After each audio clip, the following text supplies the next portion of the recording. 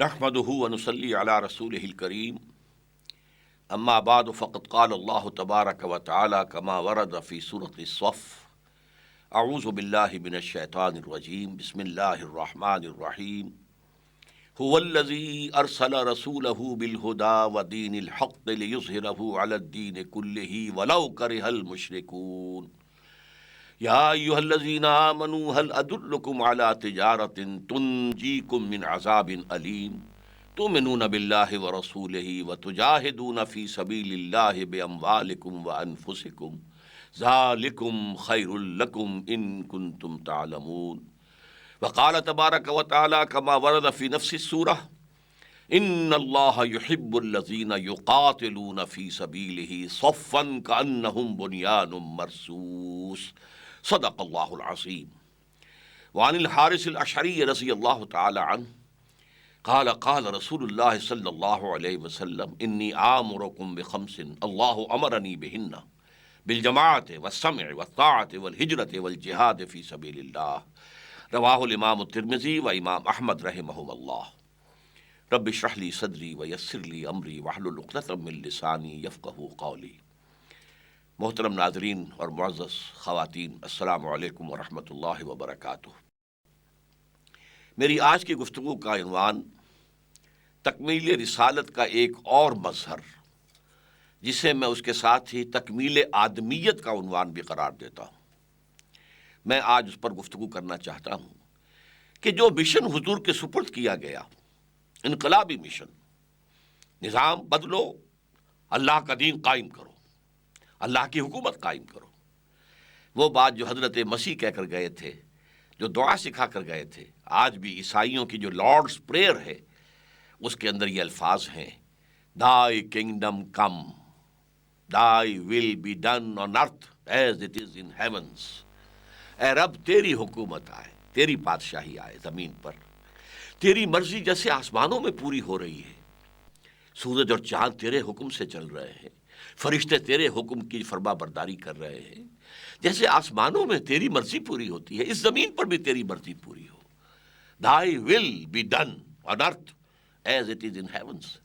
یہ کام جو سکھا کر گئے تھے اور 600 برس تک عیسائیوں نے یہ جو ہے دعا کی ہوگی، اس دعا کا ظہور اب ہوا ہے محمد رسول اللہ کی شکل میں، کہ وہ اللہ کی حکومت زمین پر قائم کر کے دکھائیں۔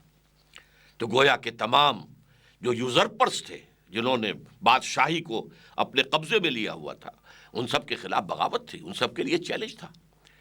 یہ کام حضور نے کیا ہے، اور آج جو خاص پہلو میں آپ کے سامنے رکھ رہا ہوں وہ یہ ہے کہ یہ خالص انسانی جد و جہد کی سطح پر کیا ہے۔ اس میں معجزوں کا دخل بہت کم ہے۔ معجزے حضور کے ہیں، سب سے بڑا معجزہ قرآن حکیم ہے، آپ کا معجزہ معنوی ہے۔ حسی معجزات آپ کے بہت کم ہیں، وہ معجزے کے جو آنکھوں سے دیکھے جا سکیں۔ شق القمر کا معجزہ ہے، لیکن اصل میں معجزہ ہوتا ہے وہ جو مطالبے پر پیش کیا جائے۔ مثلا جیسے کہ قریش کہتے تھے آپ یہاں اس مکے کی سرزمین میں ایک باغ ہمیں لگا کے دکھا دیں، اس میں چشمے بھی بہا دیں، آپ یہاں اپنے لیے ایک محل جو ہے سونے اور چاندی کا محل بنا کے دکھا دیں۔ اچھا آپ آسمان پہ چڑھ کر دکھائیں، ہماری نگاہوں کے سامنے جائیں اور کتاب لے کر اتریں، آپ مانیں گے؟ جب آپ یہ کر کے دکھا دیں گے ہم مان لیں گے۔ آخر رسولوں کو معجزے دیے گئے تھے نا۔ حضرت موسیٰ علیہ السلام، آپ خود کہتے ہیں، ان کی لاٹھی سانپ بن جاتی تھی، ان کا ہاتھ وہ نکالتے تھے اپنے گریبان سے اور وہ سورج کی طرح چمکتا اور روشن ہو جاتا تھا۔ آپ خود بتاتے ہیں حضرت صالح، اس نے معجزہ دکھایا، قوم نے طلب کیا کہ اے صالح اگر اس سامنے چٹان سے ابھی ایک گابن اونٹنی برآمد ہو جائے ہم تمہیں مان لیں گے۔ وہ گابن اونٹنی برآمد ہوئی، انہوں نے مانا پھر بھی نہیں۔ لہذا اللہ نے یہ طے کر لیا تھا کہ ہم انہیں ایسے معجزے نہیں دکھائیں گے، اس لیے کہ ایسے معجزے دکھانے کے بعد پھر قوم کو مہلت نہیں ملتی، پھر بھی وہ ایمان نہیں لاتی تو وہ نسیم منسیہ، اس کو ختم کر دیا جاتا ہے۔ وہ عذاب استیصال، جڑ سے اکھاڑ کر پھینک دینا قوم کو، جو قوم نوح پر آیا ہے، قوم ہود پر آیا ہے، قوم صالح پر آیا ہے، قوم لوط پر آیا ہے، بلکہ شہروں کو نام لینا چاہیے کہ جو سدوم اور عمورہ کی بستیوں پر آیا ہے، جو قوم شعیب پر آیا ہے، جو آل فرعون پر آیا، پھر وہ عذاب آتا ہے۔ اس اعتبار سے اللہ نے فرمایا اگر ہم وہ معجزہ دکھا دیں اور پھر بھی یہ ایمان نہ لائے تو ابھی قصہ ختم ہو جائے گا، ان کو ختم کر دیں گے ہم۔ لہذا ہم معجزہ نہیں دکھائیں گے، ہمارا اصل معجزہ یہ قرآن ہے، یہ معجزہ ہے، آؤ اس کا مقابلہ کر لو، چیلنج دے دیں آپ۔ وَإِن كُنتُمْ فِي رَيْبٍ مِّمَّا نَزَّلْنَا عَلَىٰ عَبْدِنَا فَأْتُوا بِسُورَةٍ مِّن مِّثْلِهِ وَادْعُوا شُهَدَاءَكُم مِّن دُونِ اللَّهِ إِن كُنتُمْ صَادِقِينَ۔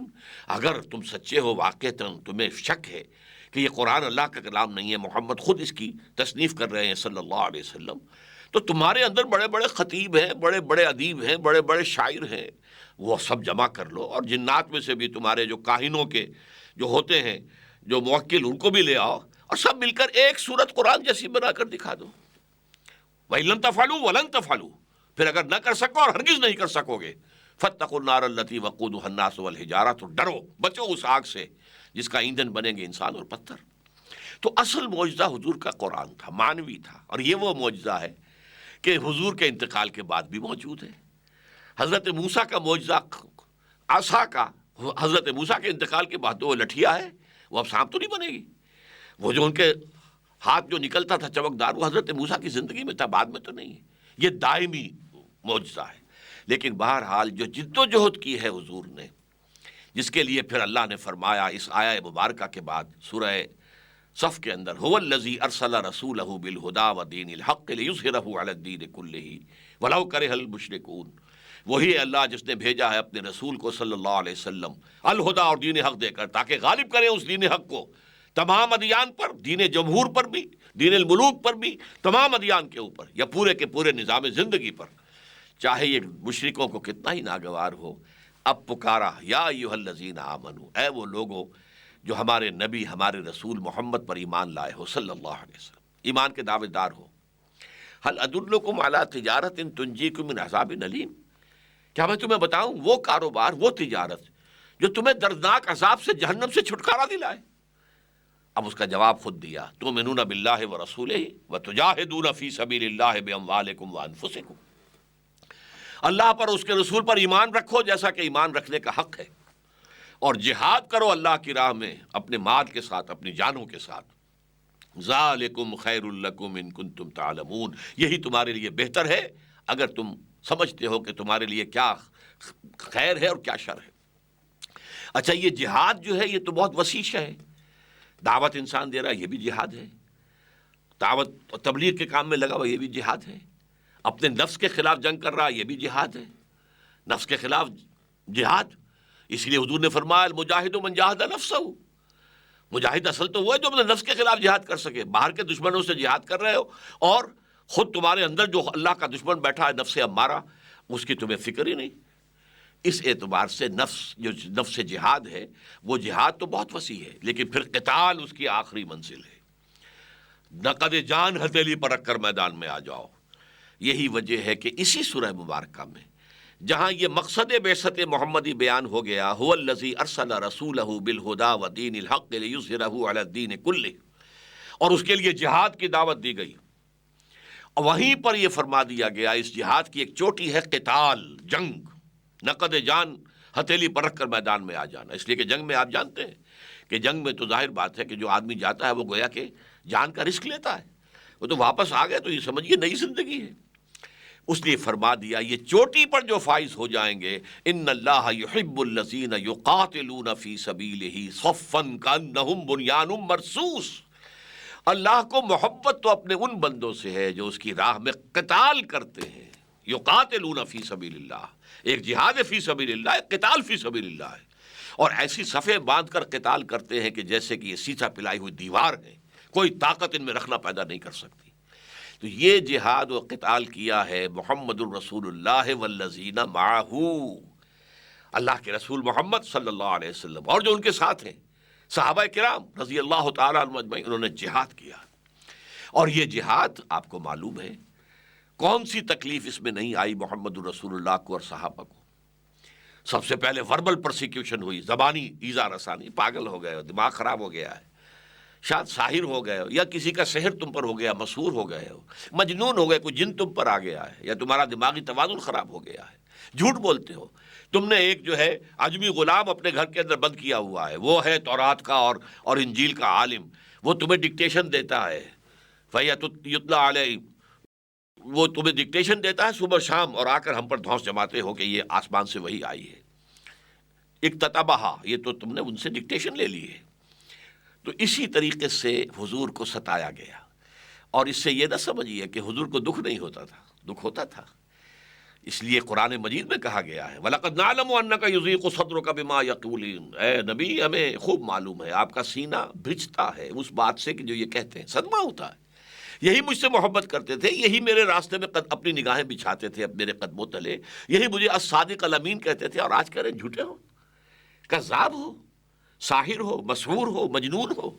وَلَقَدْ نَعْلَمُ أَنَّكَ يَضِيقُ صَدْرُكَ بِمَا يَقُولُونَ، ہمیں معلوم ہے آپ کا دل بھجتا ہے، آپ کا سینہ تنگ ہوتا ہے اس سے، لیکن فَاصْبِرْ عَلَىٰ مَا يَقُولُونَ وَاهْجُرْهُمْ هَجْرًا جَمِيلًا، جھیلیے، برداشت کیجئے، صبر کیجئے، جو کچھ کہہ رہے ہیں سنیے، البتہ ان سے قطع تعلق کیجئے خوش اسلوبی کے ساتھ۔ اچھا بھائی آپ کی سمجھ میں بات نہیں آ رہی، سلام، آپ اب پھر کبھی بات کر لیں گے، ابھی تو آپ کی سمجھ میں میری بات نہیں آ رہی، میری سمجھ میں آپ کی بات نہیں آ رہی۔ تو وَاهْجُرْهُمْ هَجْرًا جَمِيلًا، لیکن وَاصْبِرْ عَلَىٰ مَا يَقُولُونَ، جو وہ کہیں اسے جھیلو، برداشت کرو۔ پھر آپ کو معلوم ہے کس طرح صحابہ کرام کو ستایا گیا، کس طریقے سے انہیں پرسیکیوٹ کیا گیا، کس طرح ٹارچر کیا گیا، خصوصاً غلاموں کو، نوجوانوں کو، یہ سارے شدائد انہوں نے جھیلے۔ اور اس ضمن میں آپ نے دیکھا کہ کوئی معجزہ نہیں آیا کہ جو بچائے، جبکہ ابو جہل جو ہے ٹارچر کر رہا تھا، اور پھر اس نے شہید کر دیا حضرت سمیہ کو اور حضرت یاسر کو رضی اللہ تعالی عنہما، تو نہ کوئی معجزہ ہوا، نہ مسلمانوں کی طرف سے کوئی دفاع ہوا، اس لیے کہ حضور نے روکا ہوا تھا، جھیلو، برداشت کرو۔ اس لیے کہ ابھی ہماری تعداد کم ہے، ہم نے جوابی کارروائی کی تو ظاہر بات ہے کہ دشمن ہمیں کچل کر رکھ دے گا، تو we have to gain time, ہمیں تو بریدنگ اسپیس چاہیے، لہذا جھیل لو، برداشت کرو۔ حضرت سمیہ اور حضرت یاسر شہید کر دیے گئے، حضرت بلال کے ساتھ جو ہوا، یہ سب کچھ ہوا کہ نہیں ہوا؟ خود 3 برس کی قید کاٹی ہے محمد الرسول اللہ اور تمام صلی اللہ علیہ وسلم اور ان کے پورا گھرانہ بنو ہاشم کا، 2 پہاڑوں کے درمیان گھاٹی، شیب ابی طالب بھی اسے کہتے ہیں، شیب بنی ہاشم بھی کہتے ہیں، اس کے اس سرے کے اوپر ادھر بھی پہاڑ، ادھر بھی پہاڑ، ادھر بھی پہرا، ادھر بھی پہرا، کوئی کھانے پینے کی چیز اندر نہیں جائے گی۔ یہ حال ہوا ہے کہ بنی ہاشم کے چھوٹے چھوٹے بچے پھول جیسے وہ بلک رہے ہیں، کچھ نہیں ہے سوائے اس کے کہ سوکھے چمڑے ابال کر ان کا پانی ان کے حلق میں ٹپکایا جا رہا ہے۔ یہ سختیاں جھیلی ہیں محمد رسول اللہ صلی اللہ علیہ وسلم۔ وہاں من و سلوہ نازل نہیں ہوا، اللہ اتار نہیں سکتا تھا، یہ تربیت تھی، جھیلو، برداشت کرو۔ تمہارے اندر مقاومت پیدا ہونی چاہیے، استقامت آنی چاہیے، صبر پیدا ہونا چاہیے، جھیلنے کی صلاحیت پیدا ہونی چاہیے، تحمل پیدا ہونا چاہیے، ورنہ یہ کہ آخر کیا اسرائیلی زیادہ محبوب تھے اللہ کو حضور اور آپ کے صحابہ سے؟ ان کے لیے من و سلوہ اتر گیا تھا، ان کے لیے دھوپ کا سائبان چل رہا تھا، جیسے جیسے وہ قافلہ چلتا تھا سائبان جو ہے ابر کا سائبان ان کے ساتھ چلتا تھا، ان کے لیے کیا کچھ نہیں ہوا، ان کے لیے سمندر جو ہے پھاڑ کر راستہ نہیں بنایا گیا، لیکن یہی نتیجہ نکلا پھر کہ جب وہ عادی ہو گئے، جیسے کہ کوئی لاڈ پیار کے اندر پلا ہوا بچہ جو ہے پھر عادی جب ہو جاتا ہے تو پھر جو ہے وہ بگڑتا ہے، وہ بگڑ گئے۔ جب جنگ کا وقت آیا انہوں نے صاف کہہ دیا فَذَهَبْ أَنْتَ وَرَبُّكَ فَقَاتِلَا إِنَّ هَٰؤُلَاءِ قَاعِدُونَ، اے موسیٰ جاؤ تم اور تمہارا رب، تم جا کے جنگ کرو، فلسطین میں جو قومیں آباد ہیں مشرک، انہیں نکال دو وہاں سے، پھر ہم داخل ہوں گے۔ اور حضرت موسیٰ پر وہ کیفیت طاری ہوئی ہے بیزاری کی کہ رب انی لا املک الا نفسی واخی، اے اللہ مجھے تو اختیار ہے تو اپنی جان کا اور اپنے بھائی ہارون کا۔ 2 اور تھے، 6 لاکھ میں سے صرف 2 نکلے، یوشع ابن نون، کالب بن یفنہ، 4 آدمی تو جنگ نہیں کر سکتے، لہذا وہ مسئلہ وہیں پر آ کر رک گیا۔ اس اعتبار سے غور کیجئے محمد الرسول اللہ نے جو جماعت تیار کی، جب جنگ کا مرحلہ آیا انہوں نے جہاں حضور کا پسینہ گرا وہاں اپنی خون کی ندیاں بہا دی، اور اس کے بعد قتال جب آیا ہے تو قرآن مجید میں ان کا نقشہ کھینچا گیا ہے سورہ توبہ کے اندر، یقاتلون فی سبیل اللہ فیقتلون ویقتلون، اللہ کی راہ میں جنگ کرتے ہیں، قتل کرتے بھی ہیں، قتل ہوتے بھی ہیں۔ غزوہ بدر کے اندر 70 بڑے اکابر سردار جو تھے قریش کے مارے گئے، واصل جہنم ہوئے، اور صرف 14 صحابہ شہید ہوئے، 13 آن دی اسپاٹ، اور ایک جو زخمی ہو گئے تھے وہ راستے میں مدینہ جاتے ہوئے فوت ہو گیا، 14۔ اس کے برعکس ہو گیا، ایک غلطی ہو گئی صحابہ کرام سے، تو غزوہ احد کے اندر 70 صحابہ شہید ہو گئے، اور اس میں حضرت حمزہ جیسی شخصیت، حضرت مصعب بن عبید جیسی شخصیت، ان دونوں کی قبریں ہیں کہ جو علیحدہ ہیں، باقی سب کے لیے تو جتنے بھی شہداء تھے وہ ایک ہی اجتماعی قبر میں دفن ہیں۔ دامن احد میں آپ جب جاتے ہیں حج کرنے کے لیے، عمرہ کرنے کے لیے، وہاں دیکھتے ہیں ایک کمپاؤنڈ میں یہ 2 قبریں ہیں، حضرت حمزہ، اور کون ہے حمزہ؟ حضور کے چچا بھی ہیں، چچا بھتیجے کا رشتہ بھی ہے، خالہ زاد بھائی ہونے کا رشتہ بھی ہے، دودھ شریک بھائی ہونے کا، ایک ہی لونڈی نے دونوں کو دودھ پلایا، دودھ شریک بھائی عرب میں تو حقیقی بھائیوں کی مانند ہو جاتے تھے۔ اور پھر یہ کہ ساتھ کے کھیلے ہوئے ہم جولی بھی ہیں، اسد اللہ بھی ہیں، اسد رسول ہی بھی ہیں۔ اور ان سب کا جو آپ نے دیکھا، ان کی لاشیں آئی ہیں، حضرت حمزہ کی ناک کٹی ہوئی ہے، کان کٹے ہوئے ہیں، پیٹ چاک کر کے کلیجہ چبایا گیا ہے۔ یہ سختیاں جھیلی ہیں محمد رسول اللہ صلی اللہ علیہ وسلم نے۔ آپ کو معلوم ہے غزوہ احزاب میں کیا ہوا ہے؟ کچھ کھانے پینے کو نہیں، 12,000 کا لشکر آ گیا، اور اس 12,000 کے لشکر نے جو گھیرے میں لیا ہے تو راستے بند ہو گئے، باہر سے کوئی بھی رسد نہیں آ سکتی، کھانے پینے کی چیزیں نہیں آ سکتی، فاقوں پر فاقے ہو رہے ہیں، محاصرہ طول کھینچ رہا ہے۔ حضرت سلمان نے مشورہ دیا رضی اللہ تعالی عنہ کہ خندق کھود لیا کرتے ہیں ایسے حالات میں، ہمارے ایران میں یہ طریقہ ہے، حضور نے پسند کیا خندق کھودو۔ اب فاقہ زدہ ہیں، شدید سردی ہے، اور خندق کھود رہے ہیں، خندق کھود رہے ہیں، خود حضور بھی لگے ہوئے ساتھ۔ اور اس میں یہ ہے کہ جب وہ تنگ آ گئے، بالکل یوں سمجھیے کہ جاں بلب ہو گئے، آئے حضور اب یہ بھوک اور یہ فاقہ برداشت نہیں ہو رہا۔ حضور دیکھیے ہم نے اپنے پیٹوں پر کب پتھر باندھے ہوئے ہیں، کہیں گبر دوہری نہ ہو جائے۔ حضور نے اپنا کرتا مبارک اٹھا کر دکھایا، 2 پتھر بندھے ہوئے ہیں۔ اتنی شدید کیفیت، من و سلوہ نازل نہیں ہوا، کیونکہ اے نبی آپ نے انسانی سطح پر کوشش کر کے دکھانا ہے، تاکہ معلوم ہو کہ ہم نے جو خلیفۃ اللہ فی الارض بنایا تھا انسان کو، اس کے اندر کیا صلاحیتیں، کیا قوتیں۔ اقبال نے بہت عمدہ شعر کہا ہے غالب کے بارے میں، فکر انسان پر تیری ہستی سے یہ روشن ہوا، ہے پرے مرغ تخیل کی رسائی تا کجا۔ تو واقعہ یہ ہے کہ انسان کو معلوم ہوا محمد رسول اللہ والذین معہ صلی اللہ علیہ وسلم رضی اللہ تعالی عنہم، ان کی اس جد و جہد سے معلوم ہوا انسان کے اندر اللہ نے کتنی طاقت رکھی ہے، کتنے بڑے دشمن کے ساتھ مقابلہ کیا ہے، کس طرح پروانہ وار جانے دی ہیں، کس طرح قربانیاں دی ہیں۔ حکم آ گیا ہجرت کا تو چھوڑ دیا، گھر بار چھوڑ دیا، اور بال بچوں کو، جو مکے کے جو بھیڑیے تھے مشرکین، ان کے رحم و کرم پر چھوڑ کر چلے آئے۔ یہ جان نثاری، یہ جان سپاری، یہ قربانیاں یہ دی ہے محمد رسول اللہ اور والذین معہ، حضور کے ساتھی۔ اسی لیے تو سورہ صفی کے آخر میں آیا نا، من انصاری اللہ، جیسے کبھی عیسیٰ نے کہا تھا من انصاری اللہ، اور حواریین نے کہا تھا نحن انصار اللہ، اسی طرح حضور نے بھی تو کہا تھا آؤ کون ہے میرا مددگار۔ اس اعتبار سے یہ سارا کام، ہاں وقتاً فوقتاً اللہ کی غیبی مدد آئی ہے، اس کا انکار نہیں ہے۔ حضور صلی اللہ علیہ وسلم جب ہجرت کے لیے نکلے ہیں تو رات کو چاروں طرف پہرا تھا، لیکن وہ نہیں دیکھ سکے حضور کو، اللہ نے ان کو بچایا۔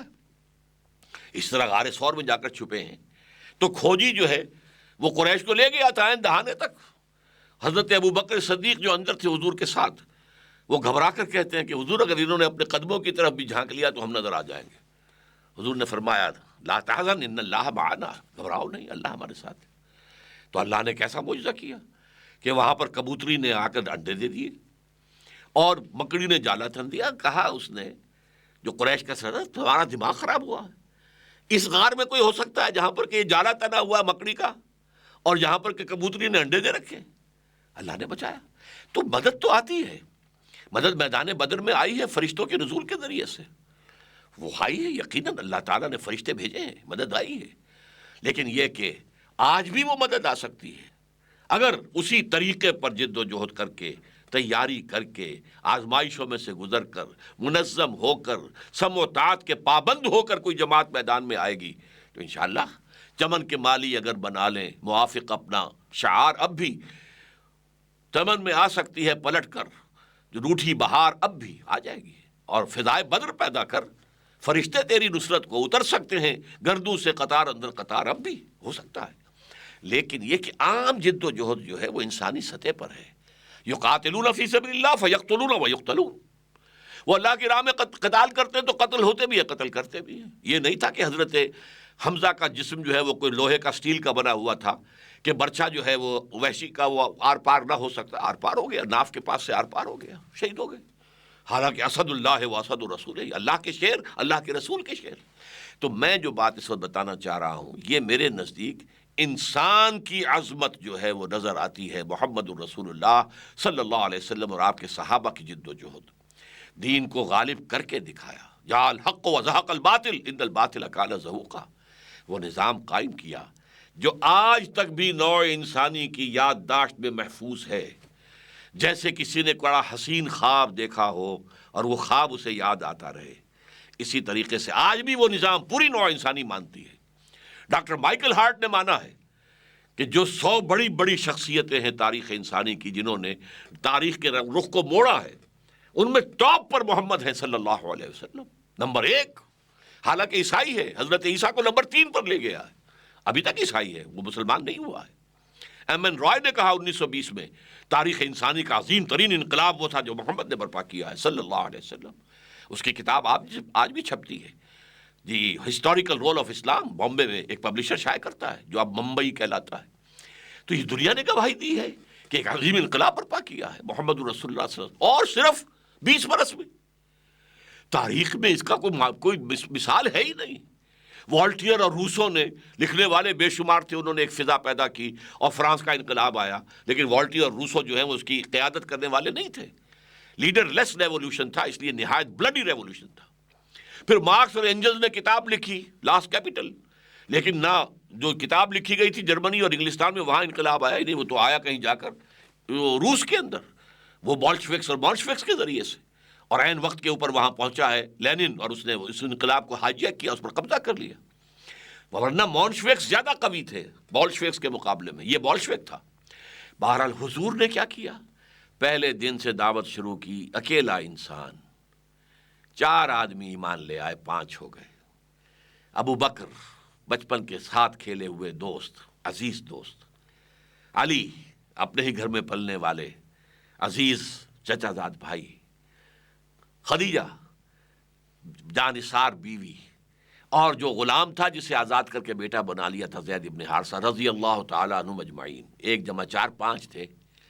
10 برس میں بھی بمشکل 100 سوا 100 آدمی ایمان لائے ہیں. حضور جیسا مبلغ، حضور جیسا داعی، حضور جیسا مزکی اور مربی، اور 10 سال کی شبانہ روز محنت، دن رات کی محنت.